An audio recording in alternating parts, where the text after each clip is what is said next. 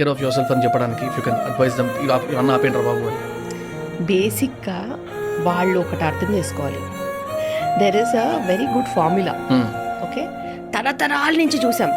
Okay, అమ్మాయి మత్తులో ఉన్న మత్తు ప్రపంచంలో ఎక్కడా లేదని దాన్ని పక్కన పడేసి మందు వెనకాల, సిగరెట్ వెనకాల, మరి పైసలు వెనకాల పోయేటోడు పిచ్చోడు. నువ్వు చూడు, ఎన్ని సామ్రాజ్యాలు కూలిపోయినా, ఎన్ని యుద్ధాలైనా ఎవరి కోసం? అమ్మాయి కోసం.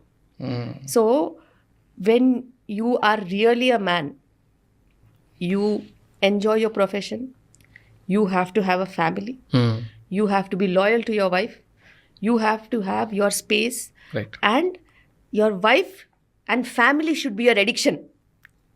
నువ్వు వేరే ఏ అడిక్షన్ వేస్ట్ అబ్బా. నిజంగానే అది కొద్ది రోజుల తర్వాత నీలో నుంచి నీ లైఫ్ తీసేస్తుంది, నీ నంబర్ ఆఫ్ ఇయర్స్ తగ్గించేస్తుంది. పెళ్ళాం ఎక్కడ నంబర్ ఆఫ్ ఇయర్స్ తగ్గిస్తుందా చెప్పు?